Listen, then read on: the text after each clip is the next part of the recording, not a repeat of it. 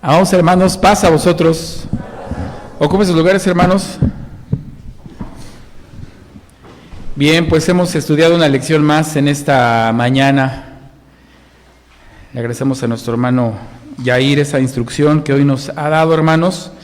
Y bueno, pues seguimos estudiando, ¿verdad? Todas estas partes que conformaron este lugar tan especial, este santuario, este tabernáculo, hermanos, que tuvo una función muy especial, muy específica en esta tierra y que bueno, que ya lo sabemos, ¿verdad? Que ya no está pues erguido como tal vez algunos quisiéramos.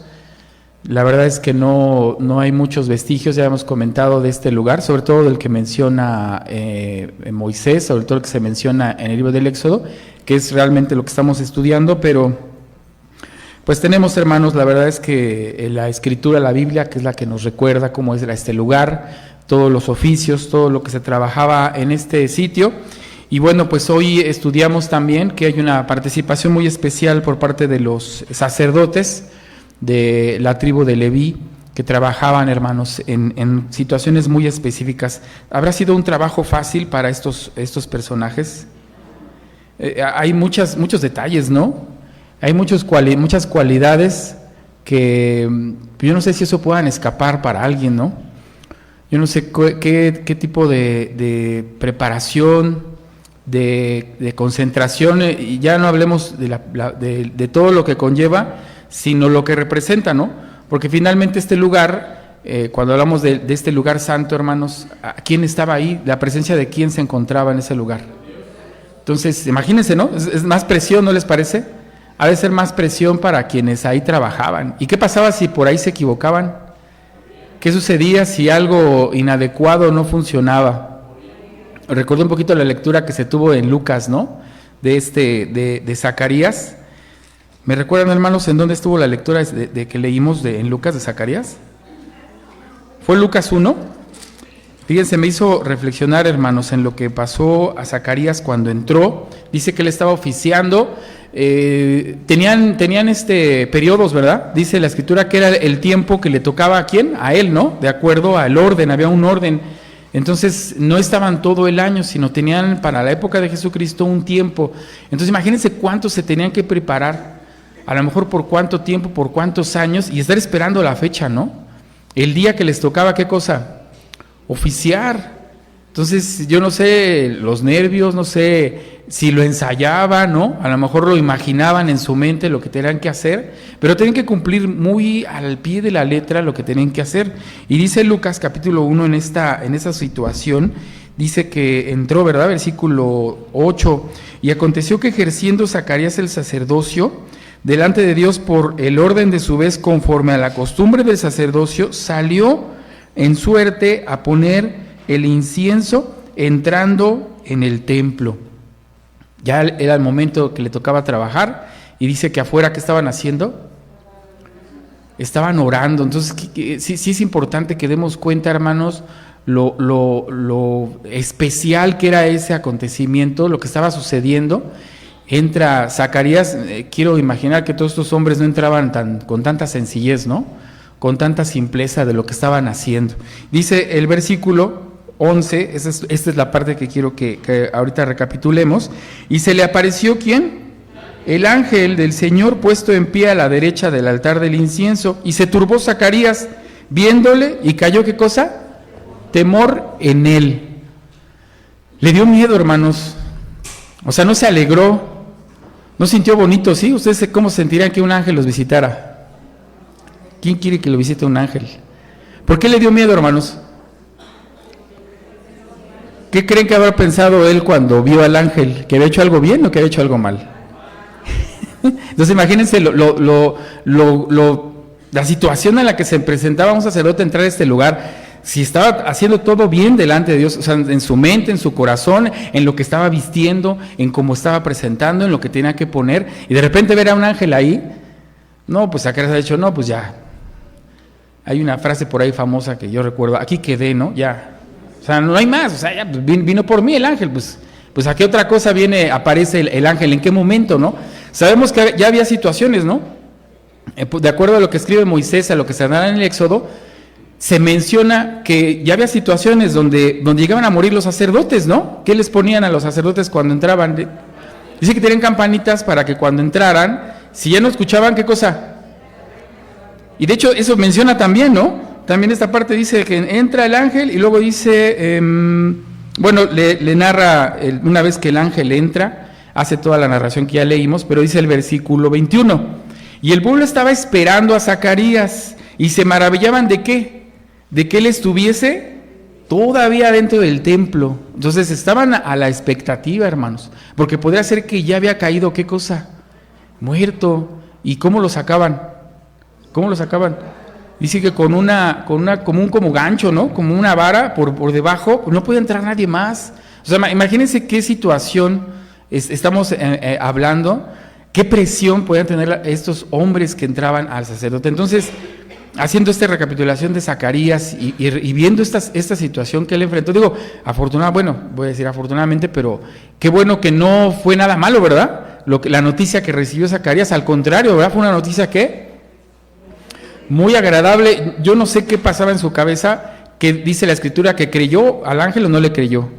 Pues no le creyó. Imagínense cómo estaba él en el momento, quemando, haciendo el trabajo que le correspondía, y que luego llegue un ángel y no, o sea, tenía que mantener la postura, tenía que mantener pues la entereza. No dice que haya caído desmayado, simplemente dice que tenía miedo y le dice al ángel, pues le da a entender, ¿no? Pues que cómo iba a creer en esto, y el ángel le dice, bueno, pues como no creíste, vas a estar mudo. Entonces, esta narración nos hace entender, hermanos, ponernos un poquito en el lugar de estos hombres y preguntarnos, hacernos estas preguntas. ¿Habrá sido una labor fácil para ellos? ¿Qué tanto preparación, qué tanto cuidado pudieron haber tenido estos hombres que llegaron a ser sacerdotes? Sabemos que eran un linaje muy especial, ¿verdad? No era para cualquier tribu, no era para cualquier familia de la tribu de Leví, ¿estamos de acuerdo? Entonces era una labor muy, muy puntual para unas ciertas familias de los levitas. Entonces, ¿qué podría decir yo? ¿Qué responsabilidad también caía en ellos, no?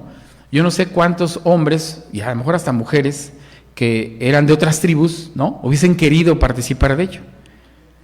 Y viceversa, ¿no? Yo no sé también si habrá existido hombres o familias de estos, pues que no habrán querido tal vez asumir esta responsabilidad, porque no era algo simple. Estamos hablando de una comunicación y un contacto directamente con ¿quién? Porque eso dice Moisés, eso decía, de ahí, ¿qué cosa salía? De ahí salía la voz, ¿no es así? La voz de Dios. Exactamente habla de ese espacio que reposaba arriba del tabernáculo. ¿Qué había de día arriba del tabernáculo? Una nube. ¿Y quién estaba ahí? Entonces entendamos qué situación. Cuando Moisés, cuando nuestro Dios da la ley al pueblo de Israel, en Éxodo 20, después de que da la ley, tuvieron miedo, hermanos. Le dijeron a Moisés, no, ya no, o sea, no lo podemos soportar, tú habla con él. Entonces yo me pregunto cuántos hombres quizás no vivieron esto siendo parte de la familia, ¿no? de Aarón, y que lo enfrentaron. Y de hecho hay situaciones, ahorita vamos a analizar una situación precisamente con dos de ellos, porque hay que entender, hermanos, que se necesita de espiritualidad, se necesita de mucha paciencia, se necesita de mucho valor, porque estos hombres, por ejemplo, en cuanto a todo lo que hemos leído en el libro del Éxodo, ¿cuánto tiempo tenían que habían ejecutado el sacerdocio? ¿Cuánto tiempo llevaba Aarón, cuando lo leemos en el libro del Éxodo, siendo sacerdote? ¿10 años? ¿20 años? ¿Cuánto tiempo acababan de pasar cuando salieron de Egipto? ¿Qué habían sido en Egipto, hermanos? ¿Ahí ejercían el sacerdocio? ¿Hacían oraciones y preparaban? Pues eran esclavos, o sea, trabajaban en todo menos en las cosas de Dios. Entonces imagínense, los sacan, los lleva al desierto y empieza a dar, ¿no?, instrucciones. ¿Cuánto tiempo? ¿1 año? ¿2 años? O sea, realmente es poco tiempo. Y levantan la edificación y ahora sí que a veces nos pasa, ¿no? Vamos a la escuela, nos enseñan, ¿ya le entendiste? Bien, pues órale. ¿Dudas? No me los dicen algunos, ¿no? Llevamos 15 días en un trabajo, ¿no? ¿Dudas? ¿Tienes dudas? No, nada, pues ahí estás, listo. Nos vemos en 2 semanas. Espérame, y si algo no me sale o si no me acuerdo, Pues ahí estaban, hermanos, ahí estaban todos los hijos de Aarón, estaba Moisés y estaban pues en esa fase tan complicada de prestar atención a lo que de seguir las indicaciones, de levantar ese lugar y pues de oficiar, sobre todo la parte de oficiar. Y aquí es donde quiero que veamos esta primera parte, donde sí ponernos en lugar de estos hombres, pero también entender un poquito esta parte tan fuerte. Y antes de dar paso a estos personajes, solamente recordar, hermanos, que todos estos lugares, todos estos accesorios, todo esto que se construyó junto con ellos, llevaron encima algo muy importante. Vamos a ver qué dice el libro de Éxodo, capítulo 29. Éxodo capítulo 29 nos dice, hermanos, lo que sucedió con ellos antes o justo en el momento de que iban a iniciar precisamente el oficio. Éxodo capítulo 29 dice el versículo 4. Aquí es donde precisamente, hermanos, inicia la labor y el trabajo de estos hombres. Éxodo 29:4 dice: y harás llegar a Aarón y a sus hijos a la puerta del tabernáculo del testimonio y los lavarás con agua. Esto que estamos leyendo es cuando van a iniciar precisamente el oficio. Dice el versículo 35 de ese mismo capítulo: así pues harás a Aarón y a sus hijos conforme a todas las cosas que yo te he mandado por 7 días. ¿Qué cosa? Por 7 días los consagrarás. Esto es, hermanos, la parte que inicia y que marca pues el comienzo de este oficio que iban a tener los sacerdotes. Una vez que ya habían tenido todo listo, una vez que ya habían sido hasta lavados, estaban limpios, ¿qué sucedía con ellos? ¿Eran qué? Eran consagrados, hermanos. Dice el versículo 43 de este mismo capítulo. Todo este capítulo lo leo por partes, pero todo el capítulo 29, si ustedes lo quieren leer en casa, va a dar precisamente todo el proceso que se tenía que seguir para que todos estos hombres fueran consagrados. ¿A quién? A Dios. Dice el versículo 43: y allí testificaré de mí a los hijos de Israel, y el lugar será ¿qué? Santificado para mi gloria, y santificaré el tabernáculo del testimonio del altar, santificaré a sí mismo a Aarón y a sus hijos para que sean mis sacerdotes, y habitaré entre los hijos de Israel y seré su Dios. Y conocerán que yo soy Jehová, su Dios, que los saqué de la tierra de Egipto para habitar en medio de ellos, yo Jehová, su Dios. Amén. Entonces, está todo preparado, los consagra, ¿y qué más dice que hace con ellos? Los santifica. Estas son las palabras importantes, hermanos, para entender esta idea con esos hombres. ¿Y qué es esto, hermanos? ¿Qué es santificar? ¿Qué es hacer santo? Ya recordamos esta palabra con mucho detalle, es apartar. Y dice consagrar. No sé si mis hermanos ya me pudieran apoyar ahí, solamente traigo unas 2 láminas sencillas para que podamos entender esta idea. Primero tenemos esto, la palabra templo. Vamos a pasar a la segunda, mis hermanos, otra regresamos a esta. Aquí está, santo. ¿Qué es santo? Bueno, esta es una aportación que tengo yo, hermanos. Hay más definiciones. La misma palabra, ustedes saben, está en español, pero viene de origen griego, de origen latino, de origen hebreo. Entonces, conforme cada lengua tiene alguna adaptación distinta. Aquí dice que los vocablos en hebreo y griego para santidad transmiten la idea de ¿qué? De algo que es puro, que es limpio en el sentido religioso. ¿Está apartado de qué? De la corrupción. La santidad de Dios denota su absoluta perfección moral. Entonces, cuando algo es santo, aquí nos lo pone, es algo que transmite pureza. Ya ustedes lo mencionaron también, por eso no la anoté, porque sabía que era la que nos conocemos, que es algo que es apartado, y así lo dice, ¿verdad? ¿Apartado de qué? De la corrupción. Y luego tenemos la otra palabra que es consagración o consagrar. Esta dice que es la acción por la cual se destina al culto de Dios una cosa común, que es común o profana, por medio de oraciones y ceremonias. Una cosa inanimada es santa y es sagrada, es decir, está destinada ¿a qué? Al culto del Ser Supremo y Todopoderoso. Es la acción por la cual se destina, se emplea y se le deja ¿qué? Separada. Esto es consagrarse. Y me parece interesante esta definición porque dice que es una cosa que es como común o que puede ser hasta profana, pero que es a través de ¿qué? De oraciones, a través de algún tipo de ceremonia, a través de alguna acción. ¿A quién se le dedica? ¿A quién se le entrega? Eso es lo que se hizo con Aarón. ¿Se acuerdan qué hizo primero Moisés? Lo leímos. Primero los ¿qué? Los lavó. Porque es lo que decíamos, ellos ¿de dónde venían? Venían de la esclavitud, hermanos. Venían pues como cualquier hombre, con sus problemas, con sus necesidades materiales seguramente.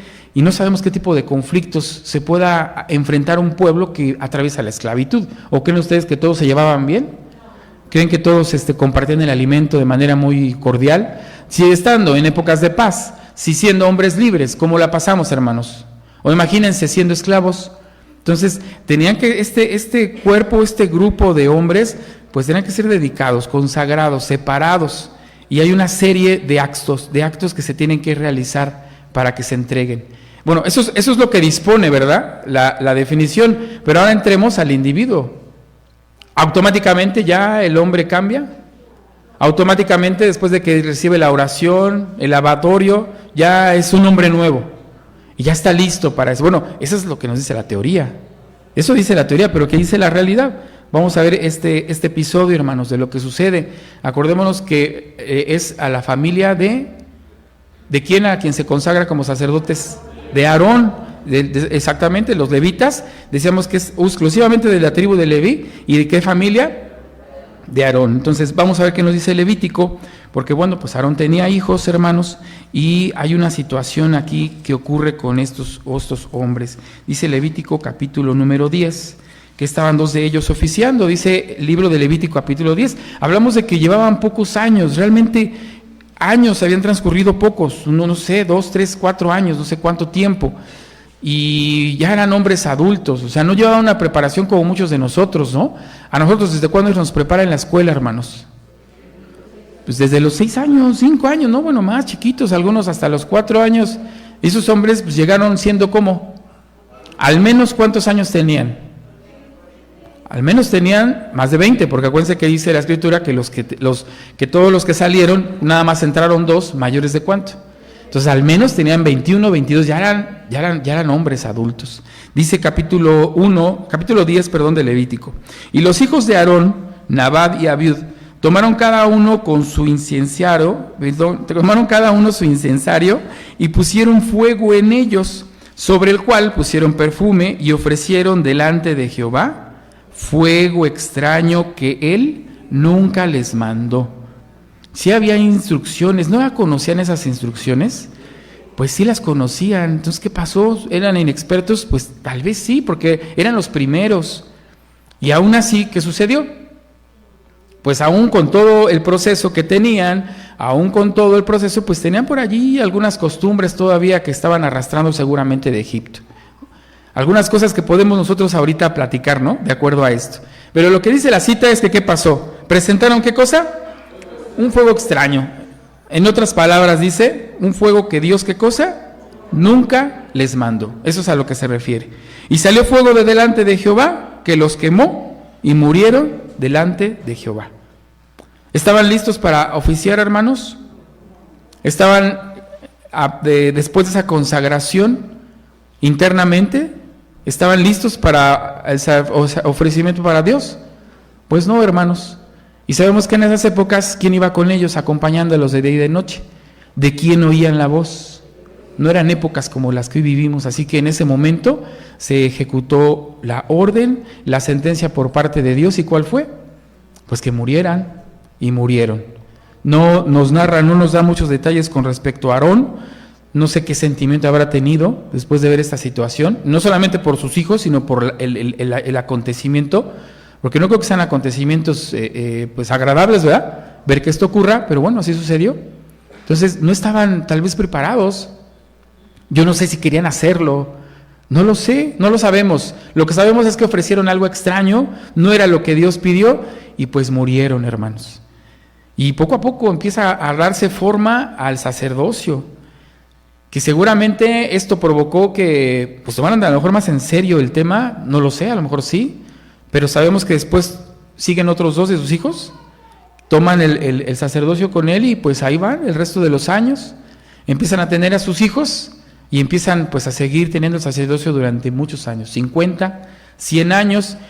¿Qué experiencia pudo haber tenido un cuerpo de sacerdotes de 100 años? Ya es diferente, ¿verdad? Ya había hasta órdenes para cuando vemos de Zacarías ya pasaron más de casi 2000 años, ¿no? Al menos pasaron 1400, 1500 años. O sea, imagínense el tipo de desarrollo que ya tenían. Seguramente ya había una instrucción desde ¿qué?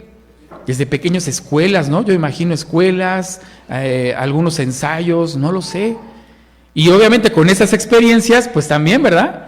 El detalle de que, mira, eso es así, y si uno comete ciertos errores, pues aquí está, le pasó y ahí está la lista, ¿no? ¿Recuerdan alguna otra situación? ¿Recuerdan algún otro acontecimiento que la Biblia nos haya narrado de algunos sacerdotes que no hayan hecho por ahí lo correcto y que pues también tuvieron ahí un camino parecido? Los hijos de Elí. Vamos a primer libro de Samuel, hermanos, vamos a recordarlo, porque sí es necesario que prestemos atención a esos detalles y hacer esa reflexión, hermanos, que pareciera como que no todos están preparados, o qué es lo que está sucediendo con estos hombres que, pues a pesar, imagínense, para cuando ya estamos en el libro de Samuel, pues ya transcurrieron, ¿cuántos años, hermanos?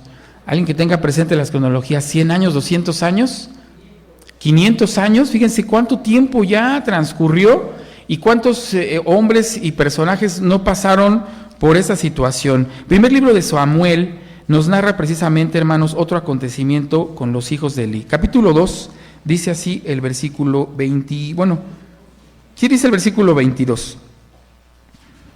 Elí, empero, era muy viejo y oyó todo lo que sus hijos hacían a todo Israel y cómo dormían con las mujeres que velaban a la puerta del tabernáculo en el testimonio. Me voy a regresar al versículo 13, que nos da un poquito más detalle de que eran sacerdotes. Dice el versículo 13, y la costumbre, versículo 12. Estamos en el capítulo 2, versículo 12. Mas los hijos de Elí eran hombres ¿cómo? Impíos, y no tenían conocimiento de Jehová. Y la costumbre de los sacerdotes con el pueblo era que, cuando alguno no ofrecía sacrificio, venía el criado del sacerdote, mientras la carne estaba a cocer, trayendo en su mano un garfio de 3 ganchos. Voy a parar hasta aquí la lectura, pero ya nos puso en un plano. Elí era sacerdote y sus hijos también lo eran, pero dice el versículo 12, que ¿cómo eran esos hombres? ¿Y que no tenían qué? Fíjense que sí es importante entenderlo, porque estamos hablando que ya pasaron 500 años, estamos hablando que son hombres que no es la primera vez que hacen esto, ¿sí? Y estamos entendiendo que quizá desde niños, pero dice la Escritura que aún teniendo esa trayectoria, teniendo al padre, que ¿quién era Elí, hermanos? ¿Cómo era Elí? Era un varón respetable, era un varón que llevaba la dirección del pueblo, pero sus hijos ¿cómo eran? Sí que eran impíos. Y llama la atención que no tenían conocimiento de Dios. Bueno, a lo mejor sí sabían, pero fíjense que esto es bueno que lo entendamos cómo nos lo expresa. O sea, sí tenían conocimiento, pero una cosa es saber y otra cosa es ejercer. Una cosa es el conocer, el saber a veces las cosas hasta de memoria, pero otro es el realmente tomar acción y las actitudes que tenemos. Y eso la lectura nos lo está diciendo. Dice, bueno, Elí era un hombre, un varón importante, dice, pero sus hijos... Pues sus hijos no. Y toda esta parte del versículo que a continuación viene nos narra lo que hacían.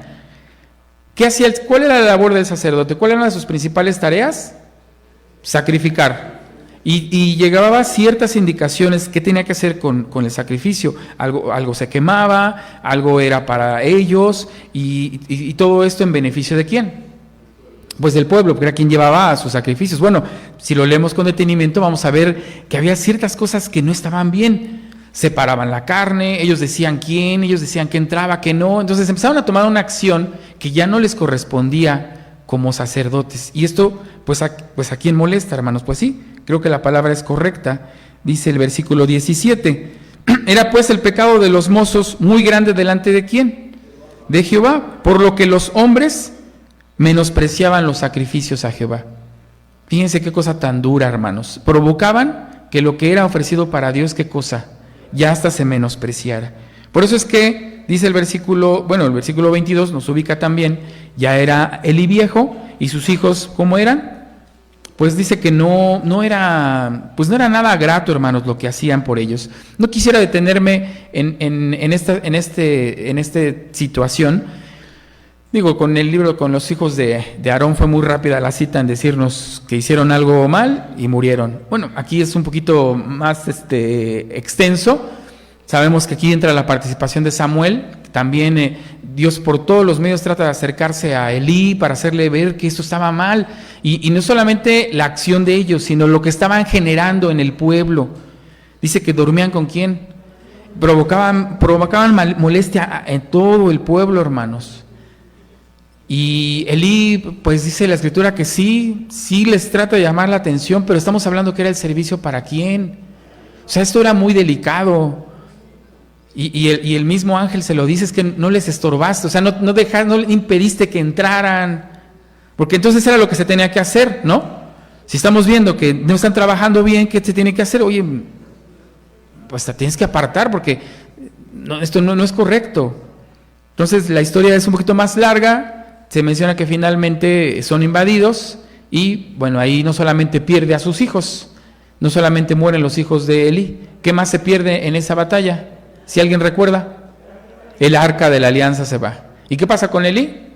Se muere. No sabemos si del susto, de la impresión, algún paro, no nos dice la Escritura, solo sabemos que cuando se entera, y no se entera, nos hace ver la lectura que no es la muerte de sus hijos, ¿eh?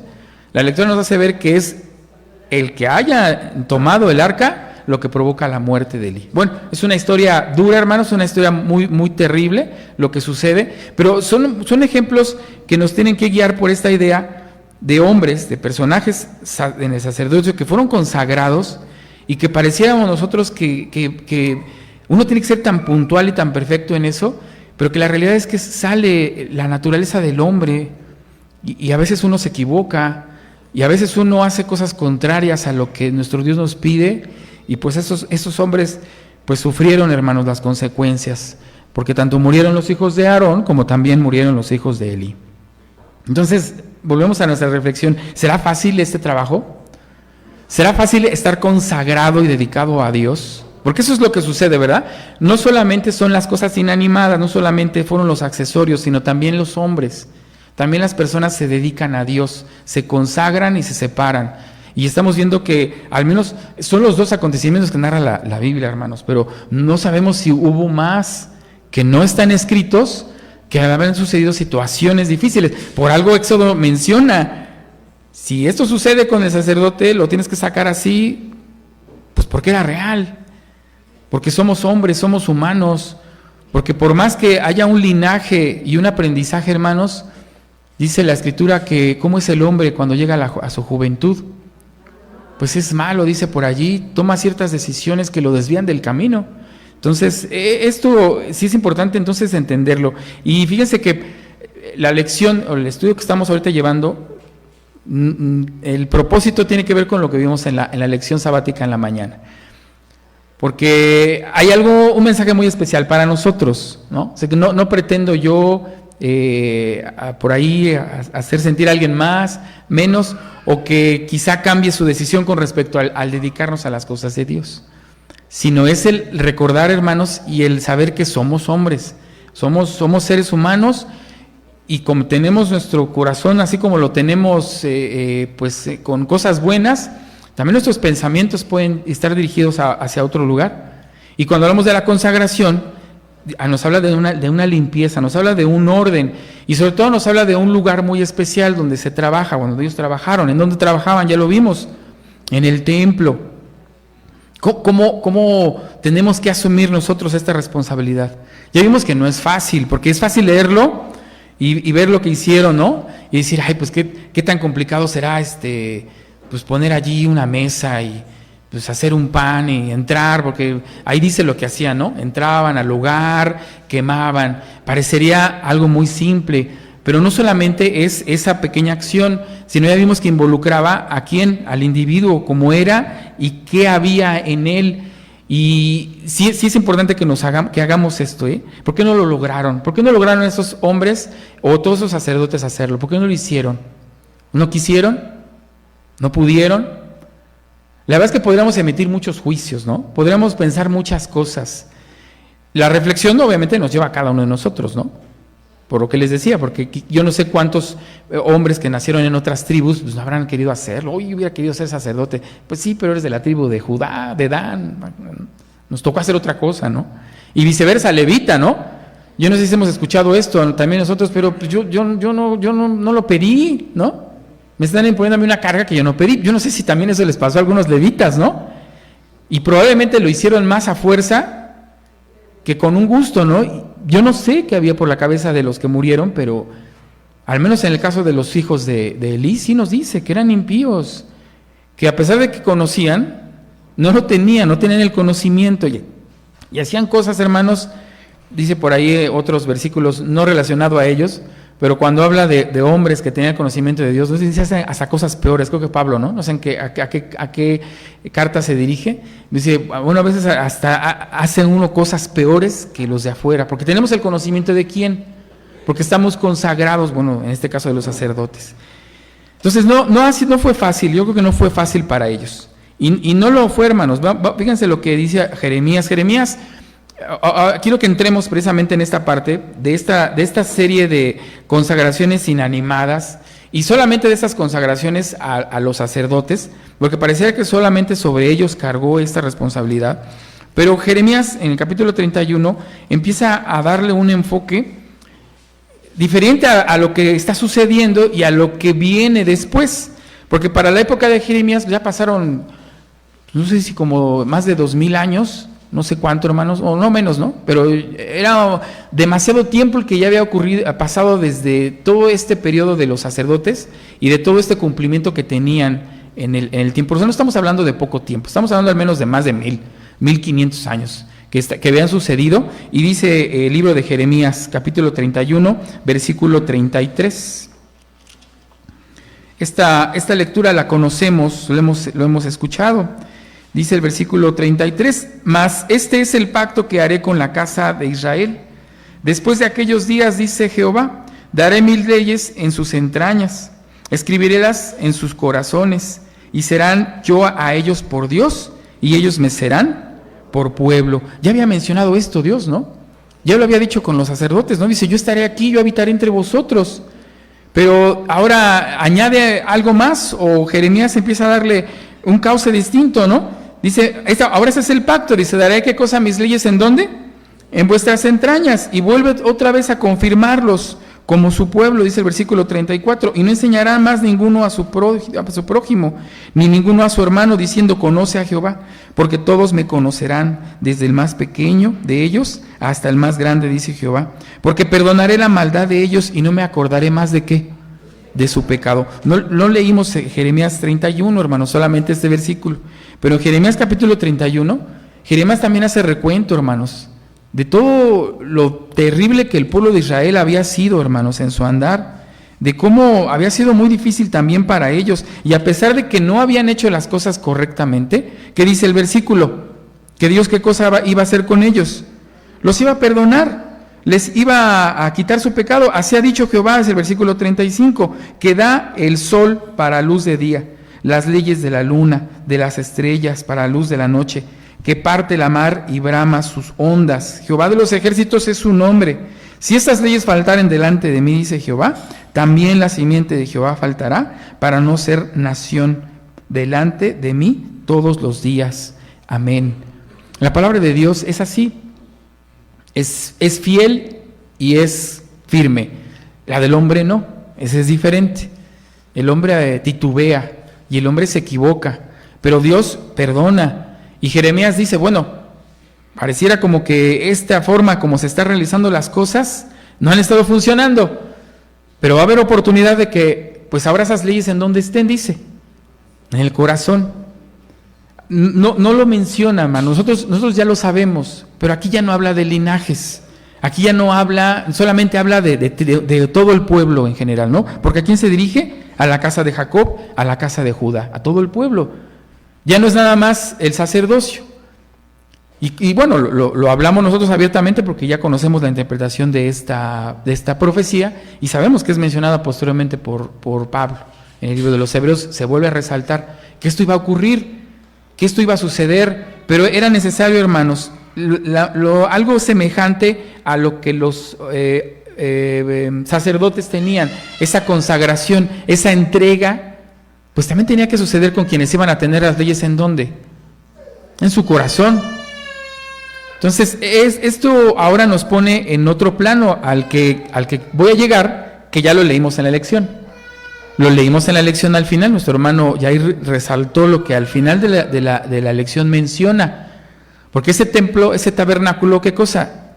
Ya no existe. Y nos está diciendo que ahora, pues el templo va a representar a otros, va a estar en otro lugar. Así como las leyes van al corazón, pues también el templo. Y es a donde tenemos que ir. Pero es importante ver este recorrido del hombre que a veces le cuesta trabajo, hermanos, y que son tomados. O sea, el hombre, aunque no nace siendo bueno, ni nace todo su proceso ideal, le cuesta a uno trabajo, hermanos, hacerlo. Y ya lo vimos en la definición, dice que de lo profano, de ahí se toma, ¿para qué? Para que algo se consagre. Pero hay que trabajar desde dentro para que esto se logre. O sea, a lo mejor eran sacerdotes, ¿verdad? A lo mejor estaban limpios, ya lo vimos, pero a la hora de cumplir, ahí se demostró realmente qué es lo que había en ellos, ¿no? Eso lo vimos. Entonces, esto que hoy nos propone Jeremías es ir avanzando. Es como pasar de eso inanimado a lo humano, ¿no? De ese plano físico, que ya lo vimos cómo se consagraban y se lavaban, a un plano pues más espiritual. A un plano, hermanos, que de hecho llega y trasciende hasta nosotros y hasta Jesucristo. Vamos a ver qué es lo que dice Hebreos, el libro de Hebreos, en el capítulo número 10, donde aquí también nos empieza a poner, hermanos, ahora en un plano diferente a lo que hemos estado estudiando. Hebreos capítulo número 10, dice el versículo 19, así. Hebreos 10, 19, así que, hermanos, teniendo libertad para entrar en el santuario por la sangre de Jesucristo. Ya esto lo hemos estudiado en las lecciones, que con Jesucristo, ¿qué se va a romper, hermanos? No solamente la división de este lugar, sino se va a romper, hermanos, que ya no solamente para el pueblo de Israel van a ser entregadas estas leyes, ahora también para quién van a ser. Pues para todo aquel que abrace esta nueva doctrina, poniéndome en esa época, ¿verdad? Porque para nuestros días ya no es nada nuevo. Así que, hermanos, teniendo libertad para entrar en el santuario por la sangre de Jesucristo, por el camino que Él nos consagró nuevo y vivo, por el velo, esto es, por su carne. Jesús se ofrece, Jesús muere, hermanos, y deja el camino, ¿cómo dice allí? Consagrado. El camino ahora preparado. Dice el versículo 21, y teniendo a un gran sacerdote sobre la casa de Dios. Lleguémonos, y aquí nos viene la recomendación, lleguémonos con corazón verdadero, en plena certidumbre de fe, purificados los corazones de mala conciencia y lavados los cuerpos con agua limpia. Se retoma esta idea de la consagración. Pero ahora el sacerdote, ¿quién es? Bueno, Jesucristo murió, resucitó. Y nos deja a nosotros una responsabilidad muy importante, hermanos, porque ya no es como en el pasado, que si no se hacía bien las cosas morían, pero nos está solicitando que ahora el lavamiento y la limpieza debe ser en la conciencia, en nuestras acciones, en lo que hacemos, en lo que no hacemos, y tenemos que estar limpios. Y hay por ahí un acto de limpieza, ¿no? Físico que hacemos cuando nos comprometemos en la iglesia. ¿Cuál es? Es el bautismo. Ahí nos sellamos. ¿Y ahí qué hacemos? Nos consagramos, ¿no? ¿Nos entregamos a quién? A Dios. Esos son actos importantes. Y sigue diciéndonos, mantengámonos firmes en la profesión de nuestra fe sin fluctuar. ¿Qué fiel es quién? El que prometió. Considerémonos los unos a los otros para provocarnos al amor y a las buenas obras. Esos son los elementos importantes, hermanos, que ahorita tenemos que entender. Porque ya vemos que no ha sido fácil, ni es fácil cuando alguien se consagra y cuando alguien se santifica.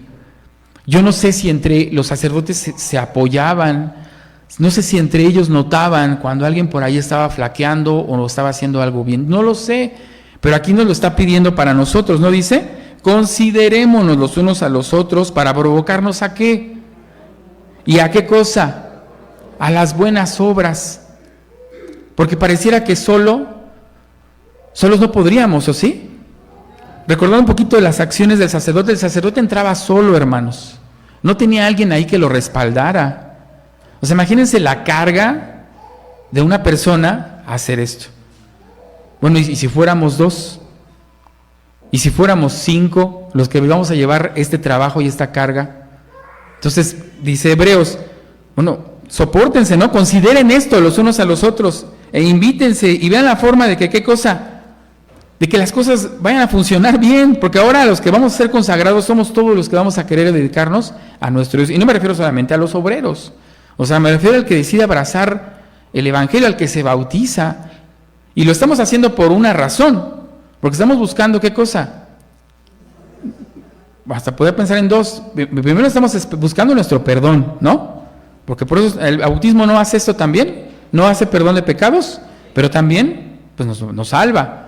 Bueno, siempre y cuando nuestro corazón como se encuentre, dice aquí, pues limpio, mantengámonos firmes, dice la carta. O sea, hay que cuidar, hermanos, toda esta parte que ahora nos conlleva a ser consagrados.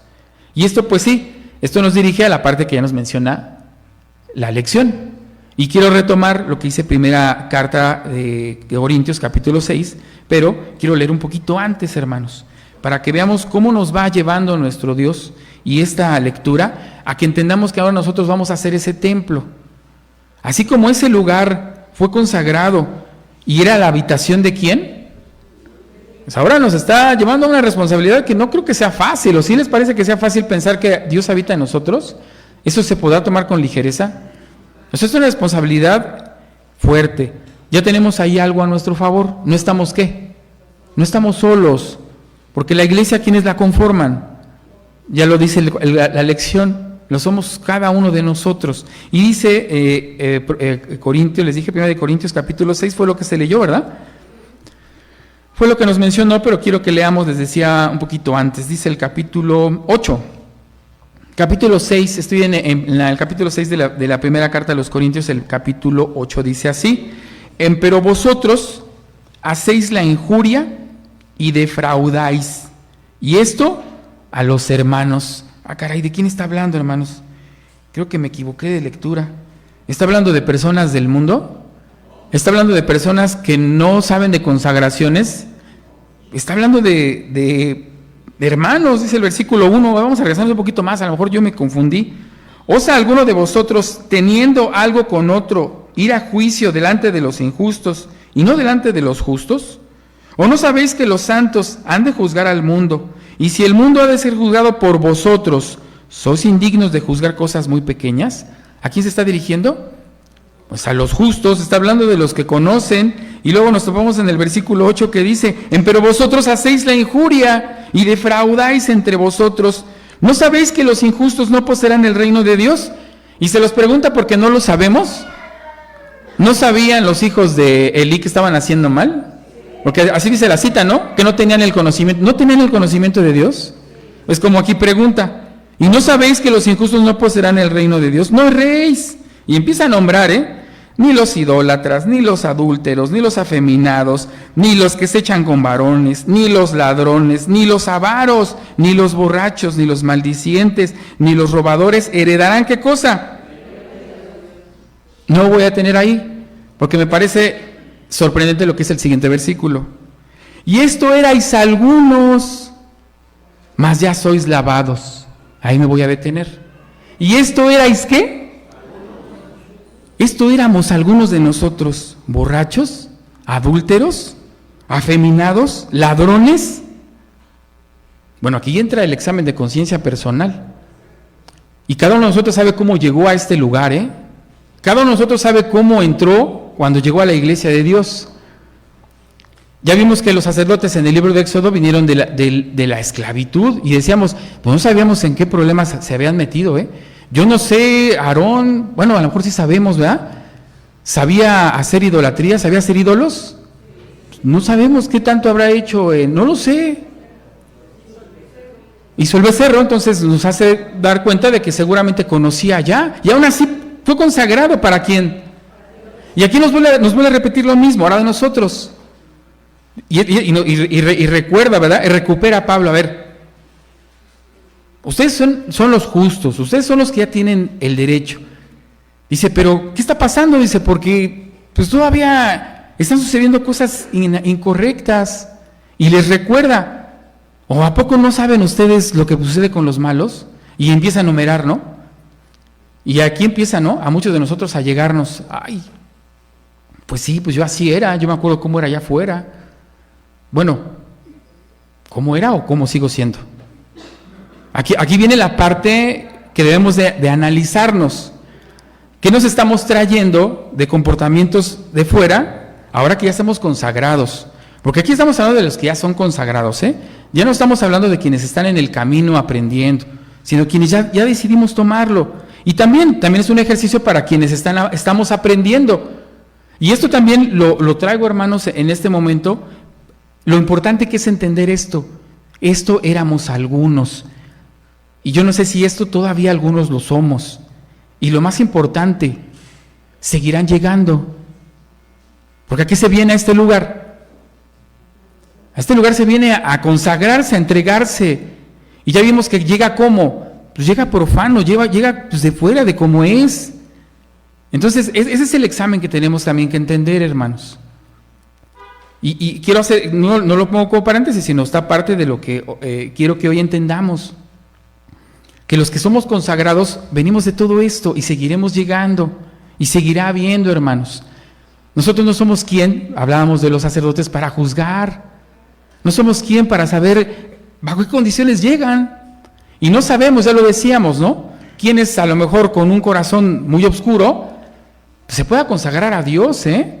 Y que cumpla delante de Dios mejor que hasta el que nació para eso. No lo sabemos.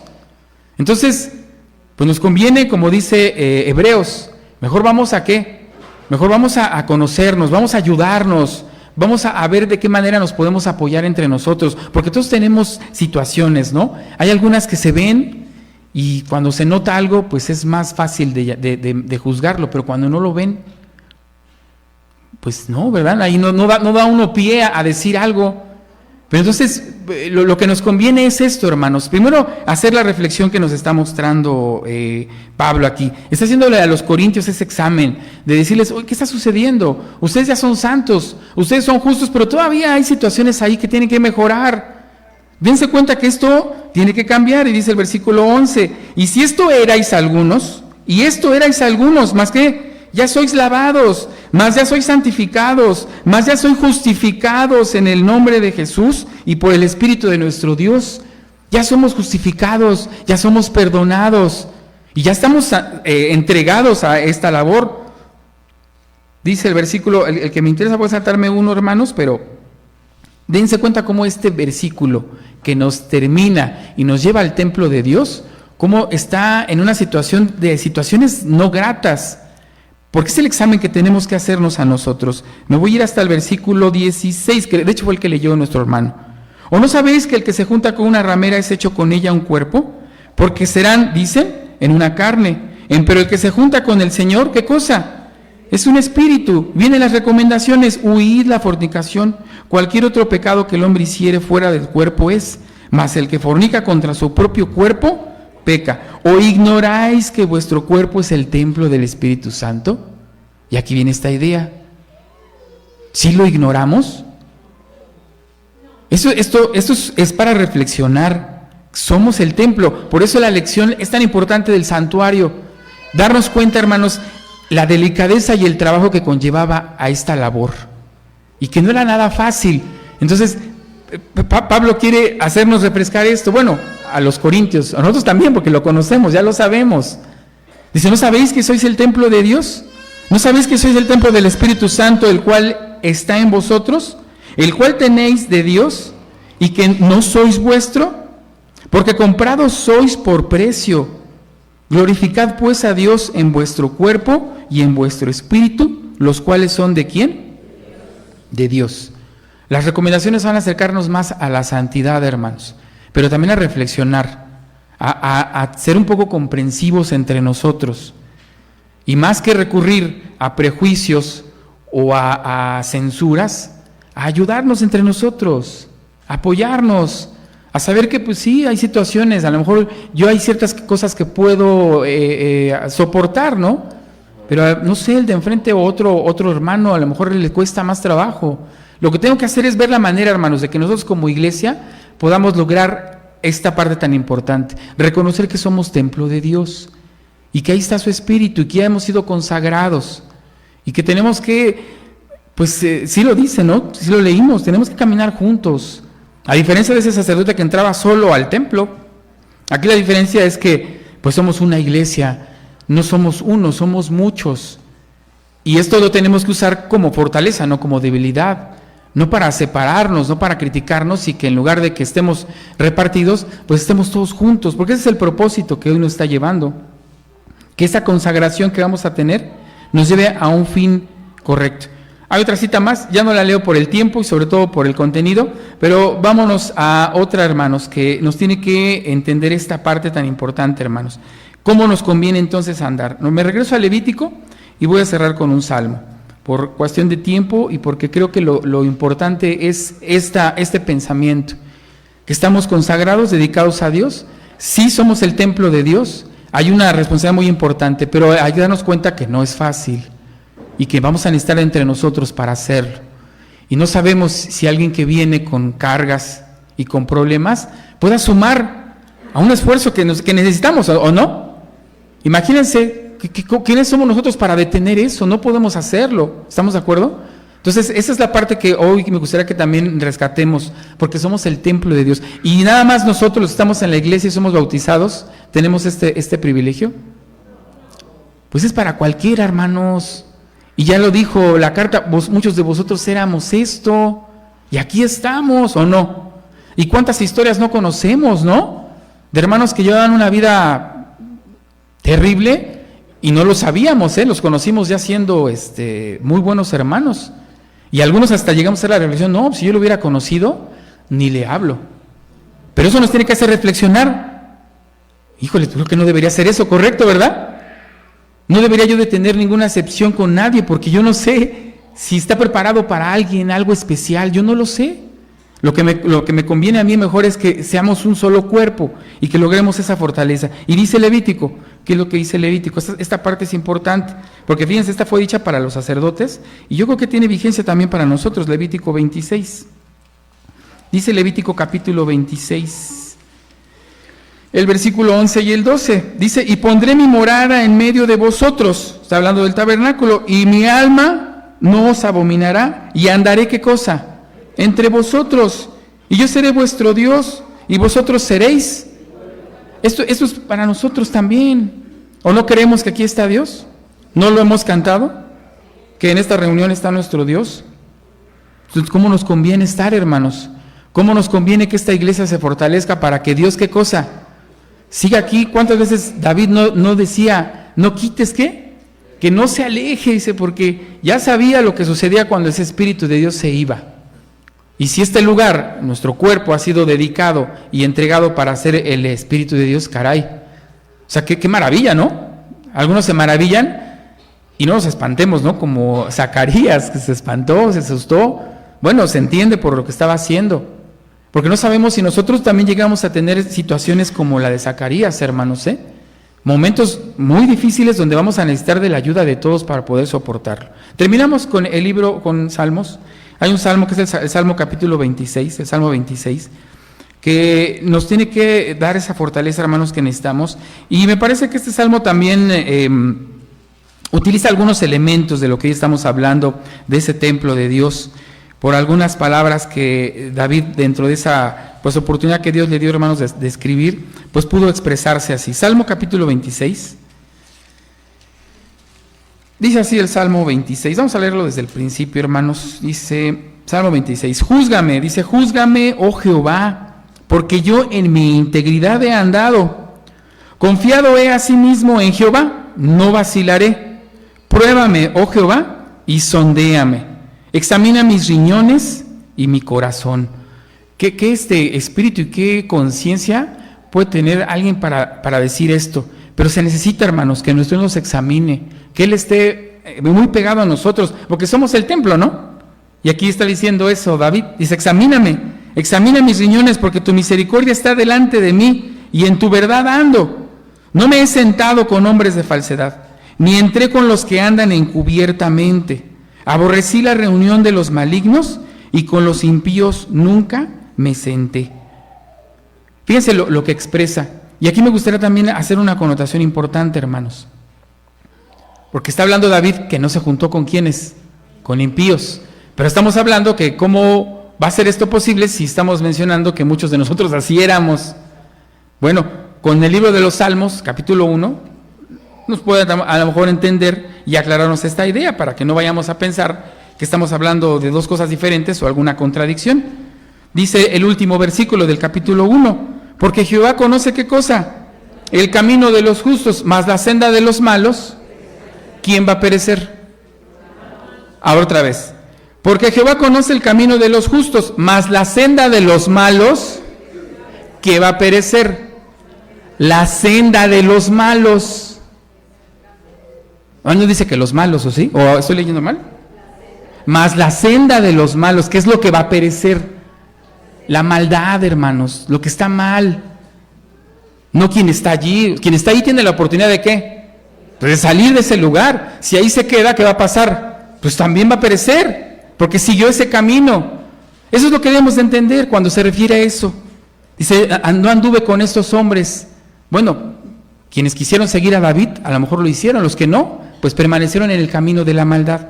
Lo que perece es eso, hermanos. No es el hombre el que es malo. Porque a veces entramos ahí en un prejuicio inadecuado para poder entender al hombre que quiere cambiar y el que no. La maldad es la maldad y el camino de maldad es el que va a perecer, eso dice la Escritura. Pero los hombres pues tienen la oportunidad de cambiar, tienen la oportunidad de salir de ahí y consagrarse a Dios. Ya lo dijo Corintios, muchos de ustedes, bueno, muchos de nosotros, así éramos, de ahí salimos, de ese camino de maldad, se nos trajo, dice Oseas, con cuerdas de amor los atraje. ¿Cuántos no los atrajo nuestro Dios? Dice, voy a seguir con el libro de los Salmos. Quiero hacer esa connotación, hermanos, para que podamos entender este acercamiento que tenemos como iglesia de nosotros, los que estamos bautizados, los que no están bautizados, los que quieren acercarse a la iglesia, los que quieren conocer, no sabemos en qué condiciones están. Lo importante es que todos tenemos la misma virtud y derecho de hacerlo. Salmo 26, se me queda en el versículo 6. Lavaré en inocencia mis manos y andaré alrededor de tu altar, oh Jehová, para exclamar con voz de acción de gracia y para contar todas tus maravillas. Jehová, la habitación de tu casa he amado y el lugar del tabernáculo de tu gloria. No juntes con los pecadores mi alma, ni con los hombres de sangre mi vida, en cuyas manos está el mal y su diestra está llena de sobornos. Yo empero andaré en mi integridad, redímeme y ten misericordia de mí. Mi pie ha estado en rectitud, en las congregaciones bendeciré a Jehová. Amén. Es una buena reflexión, hermanos, que nuestro Dios nos analice, que junto con Él se vea nuestro interior y seamos claros cómo somos, qué nos falta, qué tenemos que mejorar, porque ya estamos consagrados, ya estamos dedicados. Y ya vimos que podemos, y con la ayuda de cada uno de nosotros, lograr que esto afiance todavía mejor, hermanos. Entonces, esa es la lección.